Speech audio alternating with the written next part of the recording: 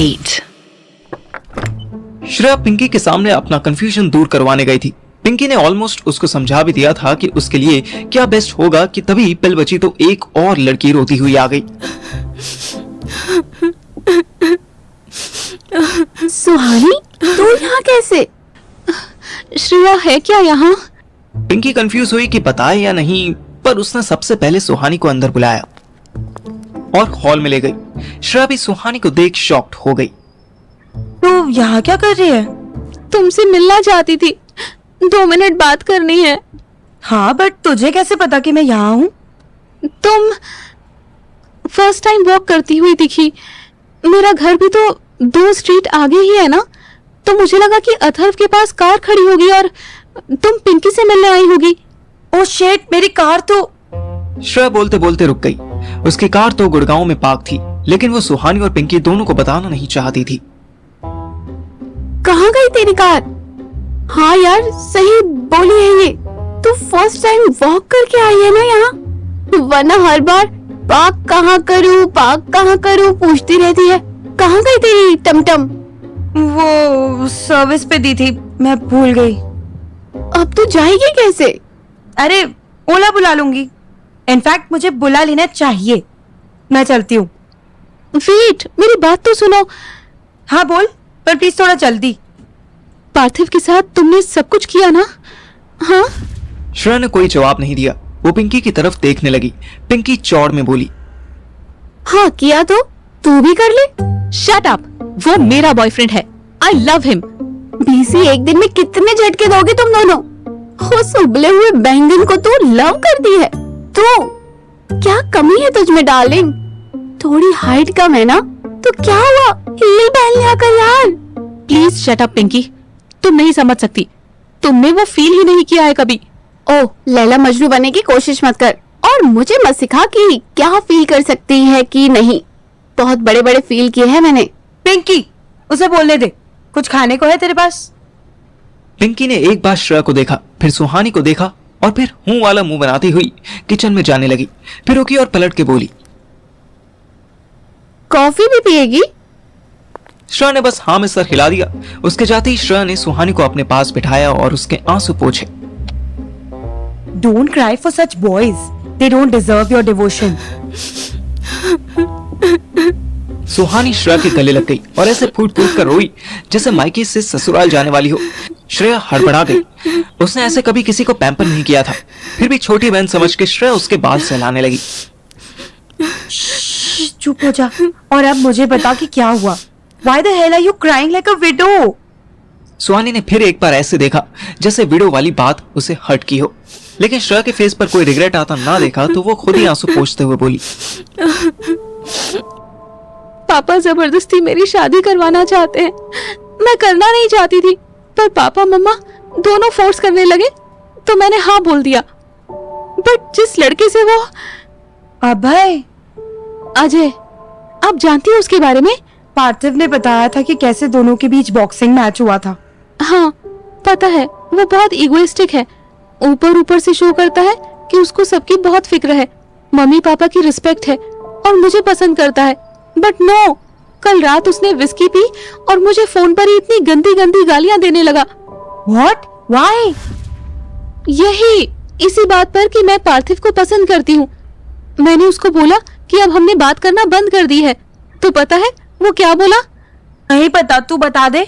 He said he will fuck me hard, fuck me daily, fuck me until I get fainted. What the hell? ये कैसी धमकी दे रहा है? ये तो कुछ भी नहीं।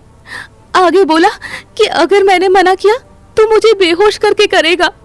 पार्थिव तो हाथ भी बिना परमिशन के नहीं पकड़ता था।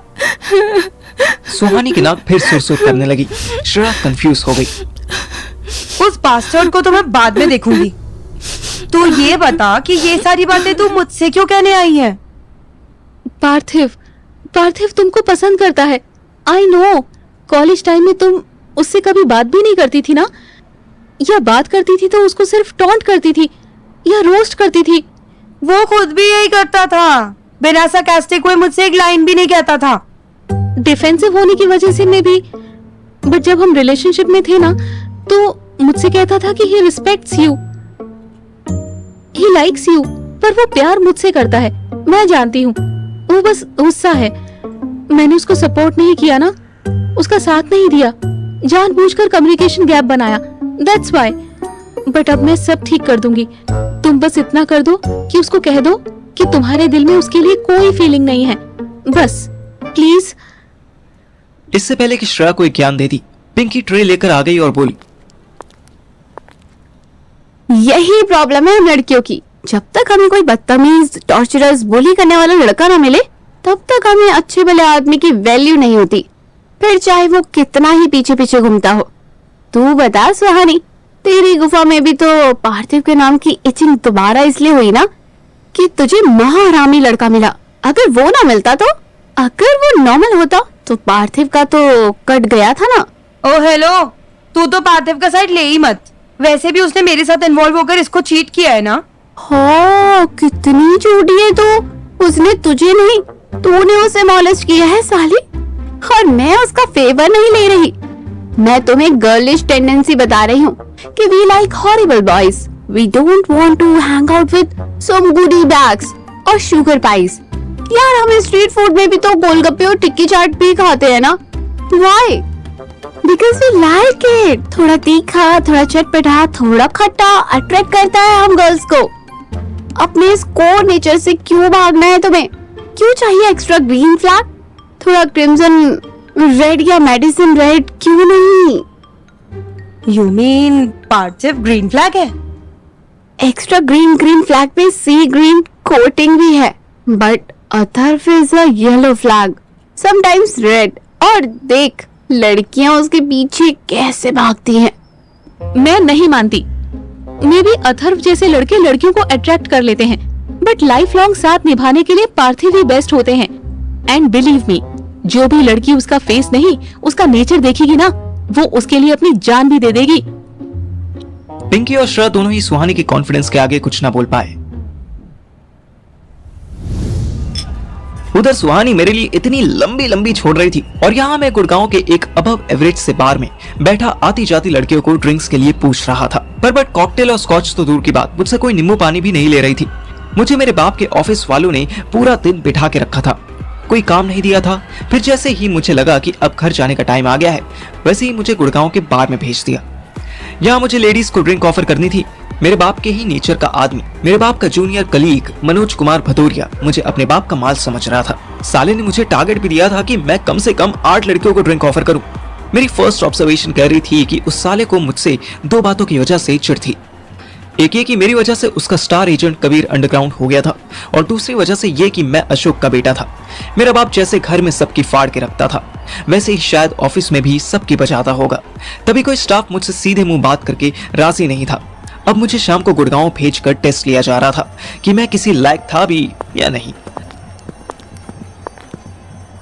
मैं अभी सोच ही रहा था कि कैसे किसी लड़की को पटाऊं, तभी 2 लड़कियां खुद से मेरे पास आई और मुझे देखकर मुस्कुराने लगी।